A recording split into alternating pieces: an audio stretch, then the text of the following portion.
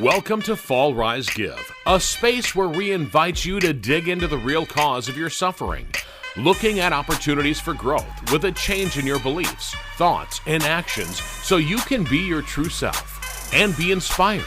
Join us as we explore life's ups and downs and navigate the twists and turns, sharing stories of resilience, hope, and the transformative power of giving back. Whether you're looking for a change, in recovery, or simply seeking inspiration, this podcast is your go-to for candid conversations, raw emotions, and a whole lot of heart.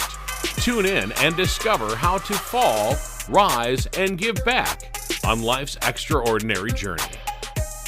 Welcome to another episode of Fall, Rise, Give. Turn struggles into opportunities by being your true self and help others. I'm Bartender Bob. That is my good friend Kumar.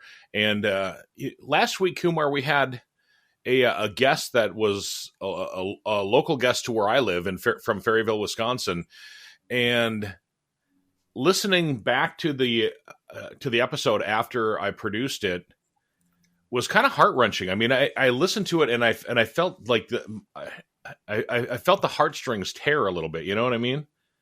Yeah, that was a tough conversation. I think a lot of people struggle with alcoholism and addiction, and she was certainly in recovery, but she was white knuckling, as they say, not part of a program like the Attitude Adjustment Program, and was definitely struggling. And I think that some people are hard alcoholics, and for them it's a life and death situation where their life's basically liver failure and all sorts of other things can happen, medical problems, and so they really need help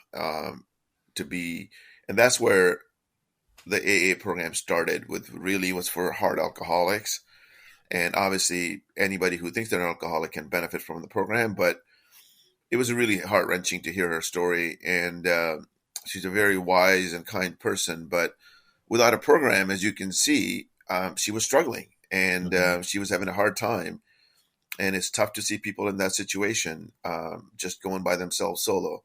So I think the message from that to me is really for people out there who are trying to deal with addiction, don't do it alone. Get some help.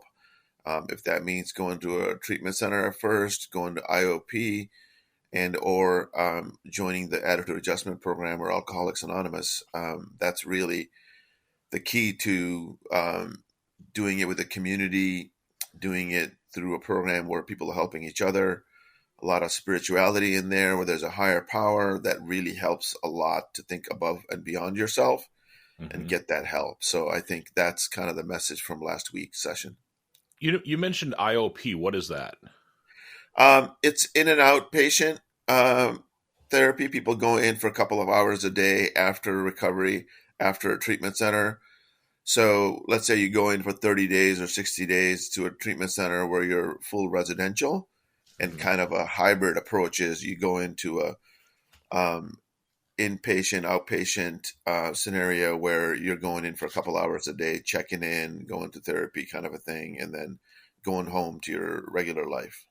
Okay. So, a lot of us, just thinking about Rachel's story from last week, a lot of us probably have somebody like that in our lives. What can we do to help that person? Or does somebody need to, first of all, is there help for somebody like that? I mean, there's definitely help, right? So, oftentimes they make a huge mistake, get a DUI or get in trouble with the law, and then they call it nudge from the judge scenario. And so that's a hard one. But, lots of families have done interventions. We've talked about that in one of our shows. But I think at the end of the day, what you can do is be loving and supporting. You can't make anybody do anything. They'll have to take accountability for themselves. But I think just being understanding that it is a disease, it's hardcore for some people. And ultimately, it's up to them to take responsibility. And she took responsibility. She talked about accountability, that other people can't, help me. I have to make the decision myself. And so that's kind of the key in life, I think, is you'll have to take accountability, but you can be loving and understanding and being there for them just to be a year. I have a friend who struggled with alcoholism, and is I met him through recovery, one of the groups in the meetings, and he's been off and on, and all I can do is just be there for him, text or call whenever I can. So he's in the similar boat, but he's trying his best to be part of the AA community that he's a Mhm. part of, and ultimately they'll have to make a decision themselves. The first step for a lot of people, AA.org will get you to a lot of the information that you're looking for, and it'll let you know where meetings are. It'll let you know just different things that you can do in order to help yourself. And so I just want to make sure that a lot of people know that AA.org is the first place to start. Yeah, and I think usually in this circle, they usually have a friend or a contact as well that can help them get there. And so I think the resources are there. They know where to Mhm. look, and so they can find the help. It's just a matter of praying and then taking action on it. So I think there's lots of resources there. I don't want to belittle AA.org. I'm saying it is a great step, Mhm. but there's lots of places for help. There's all sorts of you know call lines and stuff like that, so they can call in for help. And so yeah, definitely AA.org is a great place to start. Right. Let's turn our attention to difficult people, because I know that, especially in my line of work, and I guess in everybody's line of work, there's that person that just doesn't seem to get it. That tries to make things the Karen of the world, and I don't mean to say that because of somebody named Karen or whatever, but I'm just the people that are the most difficult in our lives. We've all got somebody like that in our lives, and dealing with those people sometimes can be a pain in the rear. Yeah, yeah. And sometimes those people may be a hardcore alcoholics, right? And so, not always, clearly, obviously, but the key is, you know, I was reading last night in a book about difficult people and or people that cause us problems, or people, being angry, or people who are just being selfish and just being clearly like a Karen, a mean person, right, to other people. And so, Mhm. what we can do is react in a way that we can be angry as well and put a stop to their behavior, or try to stop, have kind of like the revenge attitude. And that gets us riled up, and that Right. gets us in a Absolutely, it mood of, does. yeah, and that takes our energy and sucks us into that triggering moment, and now we're engaged in that same kind of behavior. I've been like that a lot. People who are, You've been like um, that, meaning you've been difficult, or you've been. I've been responding to people who Oh. are mean or struggle, or mean or difficult or arrogant, and they tend to, in the past, sucked a lot of energy out of me. Hmm. Where I get resentful and I get angry at them for being who they are, instead of realizing that, hey, it's not them. I created a version of them. They're in my life for a particular reason. I made the choices that I'm there. Usually, it tends to be either job related people, and or it's people who are good people who are just having a bad day, like a child or a kid Hmm. that's being difficult in that situation. And so for me, I have realized in the last year and some months that everything comes down to how I react. How I react usually has to do with a triggering moment. Somebody says something to me that triggers a behavior in me and that reminds me of my insecurity, my fear, my lack of love for myself. Usually it's all internal. Then I'll react with an emotion of anger or fear, and I will get stressed out about the situation. Now, changing that to a level of what you get out of the AA program is this thing called acceptance. Acceptance is simply a matter of saying, the situation is what it is. How I choose to react to it is where the rubber meets the road. That's the key thing. Reading another spiritual book last night actually talked about. I read two books last night before bed, and the second book talked about.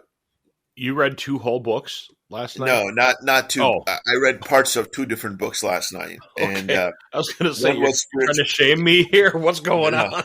no. I started reading. I was reading a book every 2 weeks or so, and then I'm back to these two books that are on my shelf. One I'm rereading the whole again, and the other one is a spiritual book that I've recently read the second half of, and now I'm going back to the first half of it.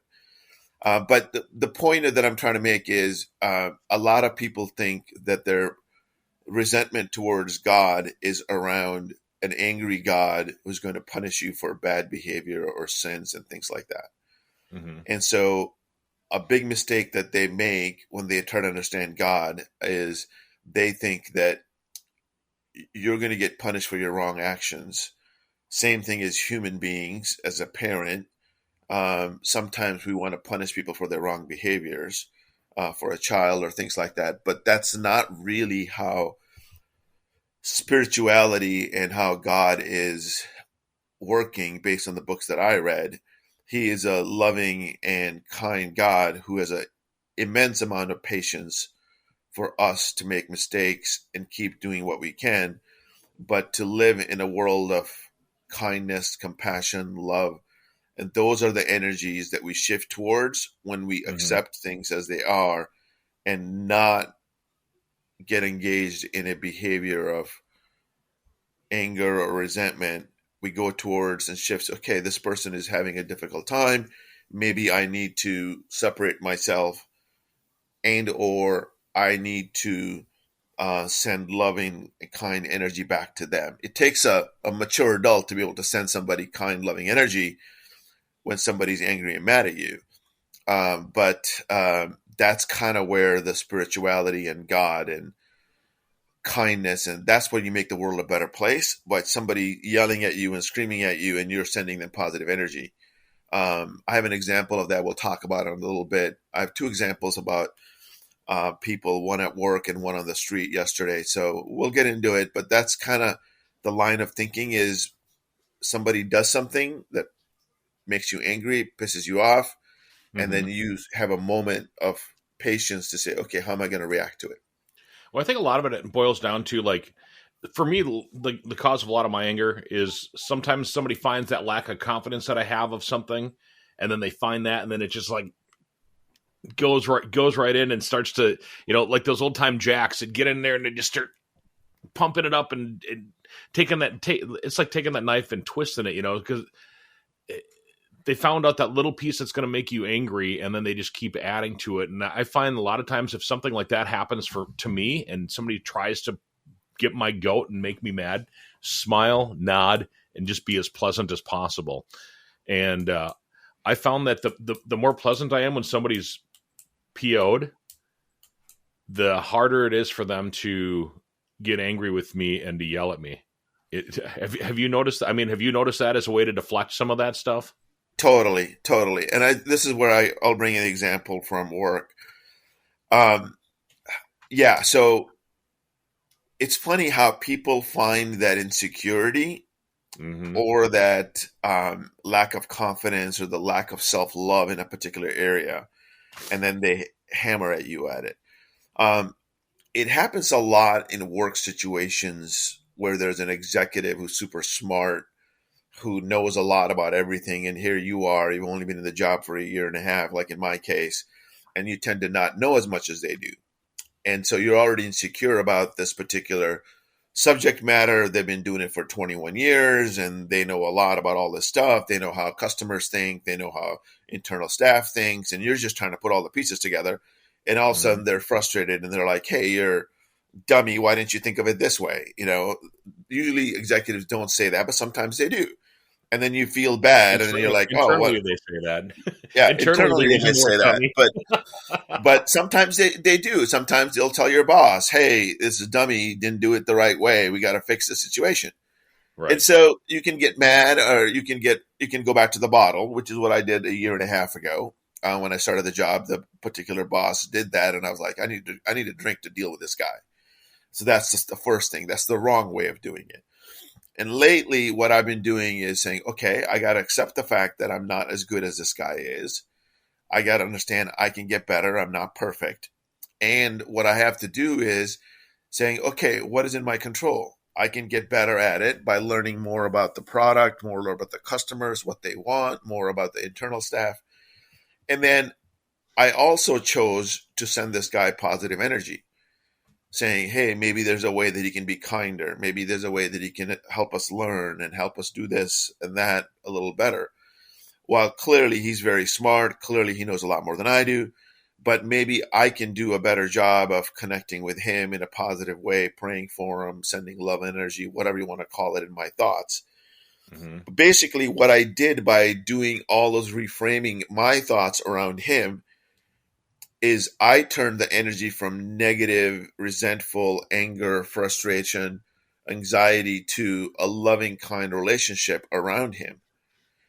And I actually had a situation with him where 2 weeks ago he did that, where he did complain about my behavior to my boss, and things got out of control in my mind.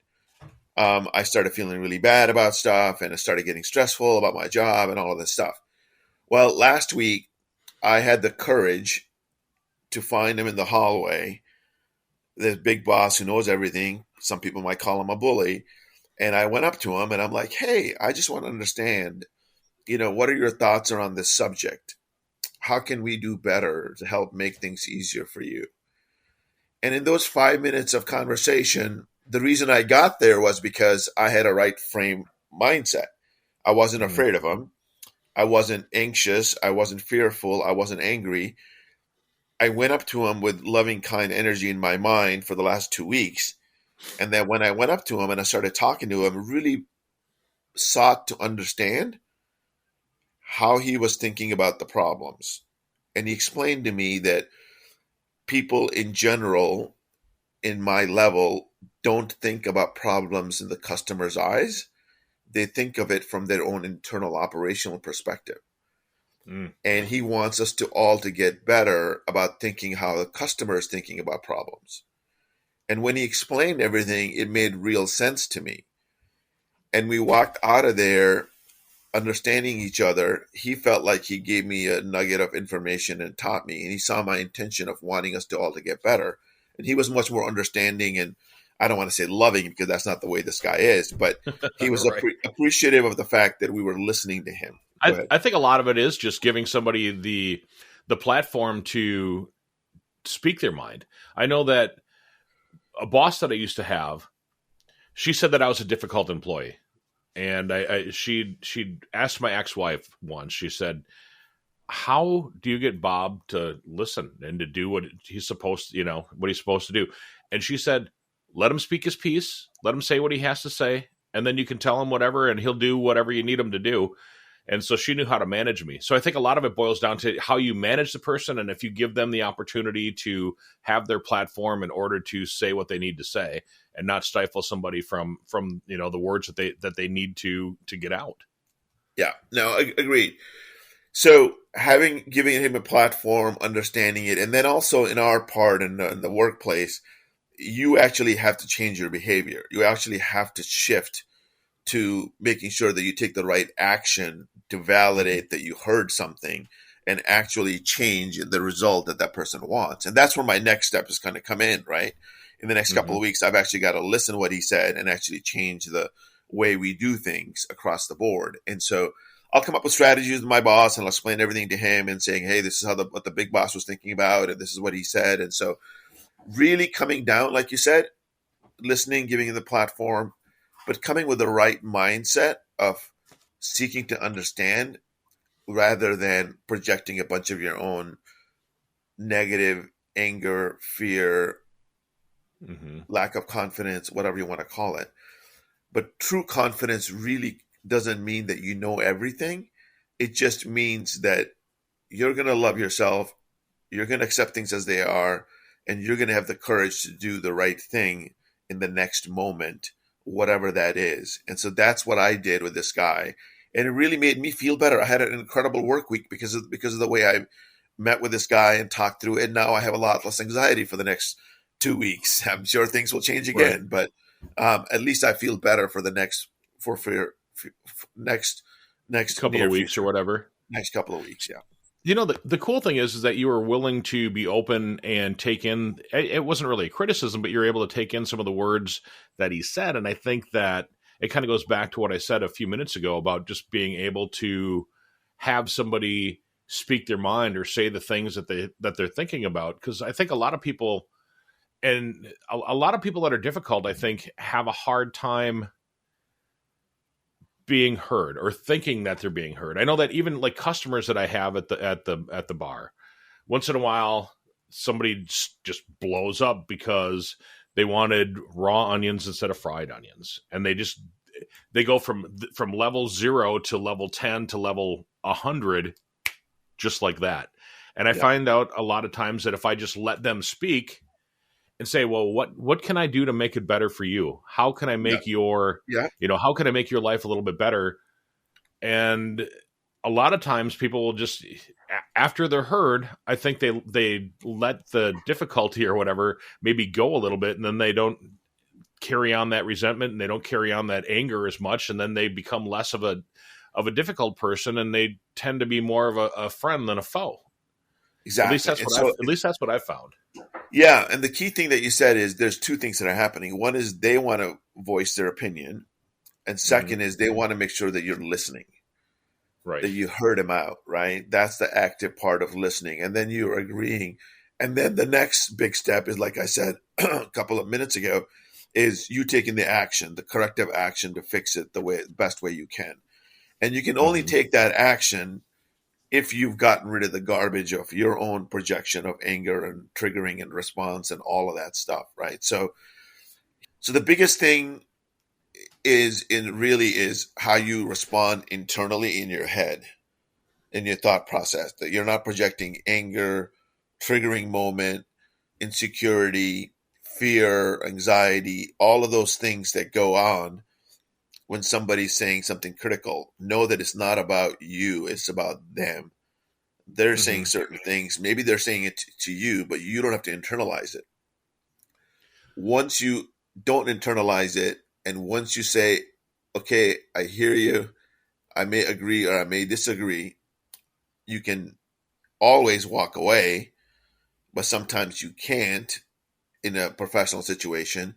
And in that, Hmm. you just acknowledge it and saying, I'm better than this to be a negative person on this. I'm going to accept it as it is, and I'm going to do my best. I'm going to find the courage to change the things that I can change and leave the outcomes to whatever happens to the universe. Um, and so that's how I find it easier to deal with difficult people. Now, isn't that what you just kind of said there? Wasn't that kind of the prayer, the Serenity Prayer that they use at AA? Yeah, it's not just an AA thing, as you know. It's Serenity Prayer is kind of a thing in life. I think it's a Christian prayer, to be honest with you. But I probably use that AA language a little bit because I find so much value in the word acceptance. Hmm. I find it helps me detach myself from the outcome, which is also a very big Hindu and Buddhist principle. I can't think of the quote last night that I read. It was a Hindu quote from a Hindu book called the Bhagavad Gita. It's a Christian spiritual book that I'm reading, but it actually quoted out of the Bhagavad Gita. And basically, what it said was that detachment is not attaching to material wealth like money.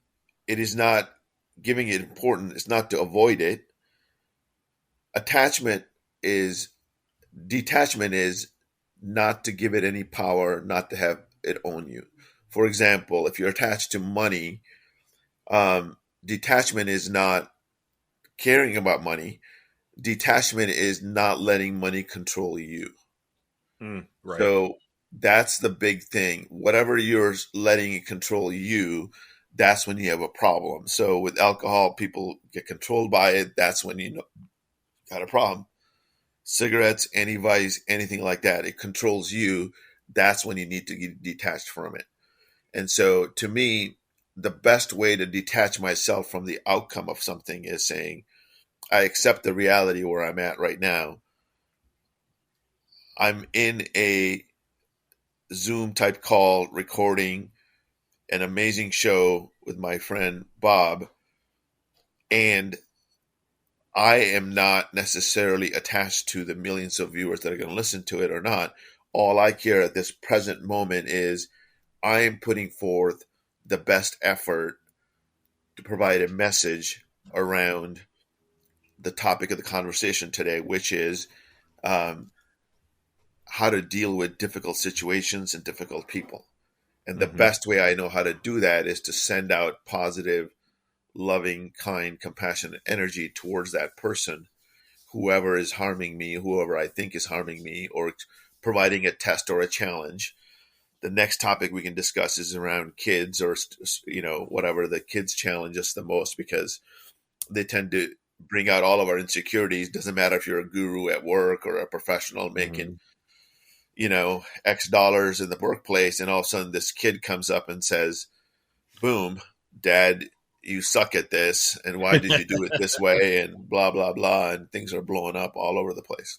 Right. Well, and you hit the nail right on the head, because I think that every parent out there can probably feel that. You think that you're doing an okay job as a parent, and then all of a sudden your kid says something just like you did. Dad, why didn't you? Or how come you didn't? Or why is Kumar's kids getting something different than I'm getting? Or why is this and why is that? And then pretty soon they're just it's the little things that all of a sudden be manifest, as we've talked about in the past, manifest themselves into something much larger. And then pretty soon you're like you're trying to get yourself above quicksand, and you're trying to figure all this stuff out, and something little happens, and all of a sudden boom, you blow up. And they started off being the difficult person, and then pretty soon you're the difficult person, because you're trying to internalize and figure out what it is that they did and how can I make it better. And it's like a slippery slope, and you can't figure out what it is that's going to help them to not think that it's different. I don't know. Can you tell my mind is just going a million miles an hour right now, because I've got so No, many different totally things. true, right? So the thing that happens is, like, so there's another famous spiritual leader in the self-help world named Wayne Dyer. I don't know if you've heard of Wayne I've not. Dyer or not. He was the original motivational speaker out there and wrote many bestsellers. And so Wayne Dyer lived in Maui, and he's considered, like, by a lot, like the grandfather of self-help and motivation and inspiration.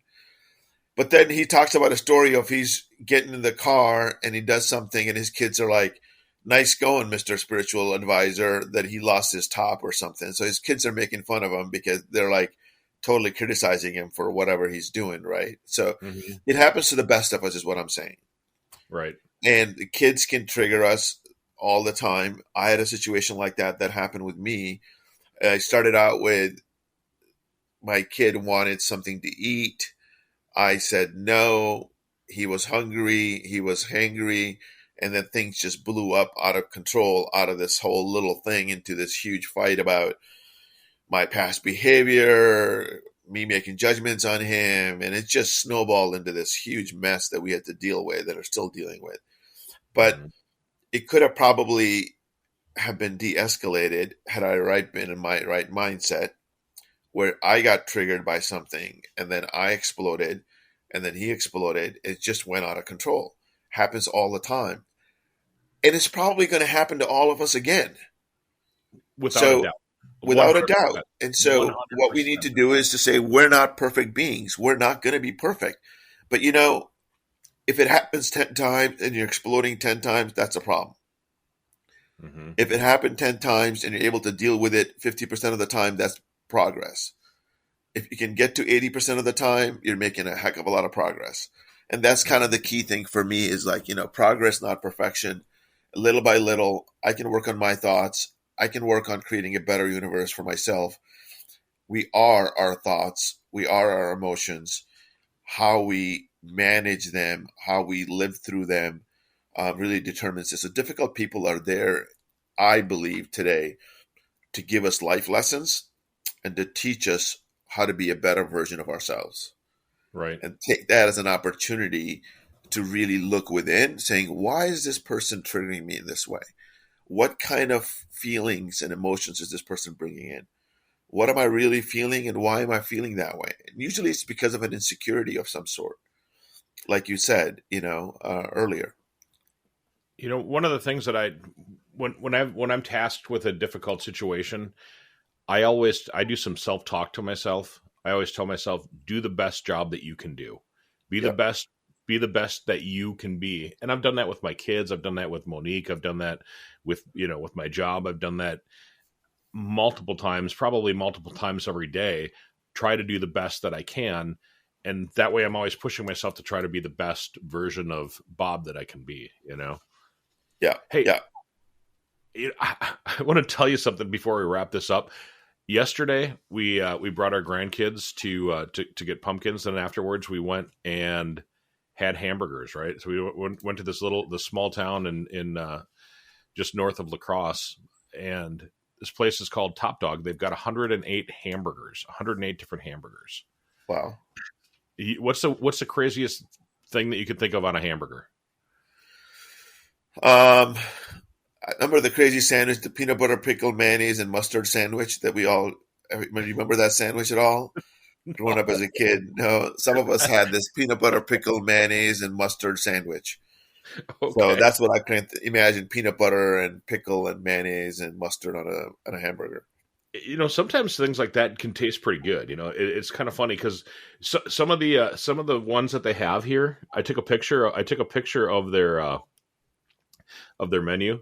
So like at number 58 here, it's a Bombay burger. Secret ingredient to the burger is the authentic mid-Indian curry powder, and then the burger is topped with chutney, and it gives it an unusual special treat. Wow. Or the mystery burger, it's a cook's choice, or the dog drool, which sounds gross, but it's got a couple different cheeses on it, onions, pickles, a sour cream, a chili, a fresh tortilla shell, and it's all baked together and topped with French fries. So they've got like 108 different kinds of crazy hamburgers. Isn't that amazing? Somebody created this amazing restaurant by being creative, by following their own bliss, and they went with, instead of 20 is a lot of different burgers. Right. Most places have 2 or 3. And they went with 108. The creative juices were flowing, and it's such a wonderful delight, or a situation, or a thing that we're talking about it on a show. What an amazing experience that somebody followed their bliss and created such a creative approach to a simple thing like a hamburger, right? And yeah, I don't know what your best burger you ever had. I had the best burger in San Francisco a number of years ago, and it was a burger that had caramelized onions. It had Dijon mustard. It had I think brie cheese, and it had an avocado on it. It was incredible. The best burger I've ever had in my life. And so yeah, burgers can be amazing and creative. And who doesn't love a good burger, right? Maybe a vegetarian. Well, they can get a good garden burger or a Beyond Meat burger nowadays. Yeah, absolutely. Try not to let the difficult people get on your nerves. Just let it go. Like that old song, "Let it go, let it go." That's that's exactly it. Once you don't internalize things, you just let it go, and you just accept that this is not your deal. It is their deal, and how you respond to it is your deal. And so letting go is really about, you don't have to respond sometimes. You just have to just accept things as it is. And that's the best way to let it go, is just simply accept, hey, it is what it is. And I'm not going to partake in it. I'm going to focus on XYZ positive thing happening in my life. And that's the key.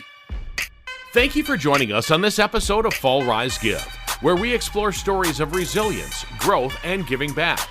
If you enjoyed today's episode, please visit our website at www.fallrisegive.com. Also, consider subscribing to our podcast on your favorite platform and leaving us a review. Your feedback helps us to continue to bring you inspiring stories. Stay tuned for our next episode, and remember, every fall is a chance to rise, and every rise is an opportunity to give. Until next time, keep falling, rising, and giving. This is Fall, Rise, Give, produced by podcastforhire.com. Thank you for listening.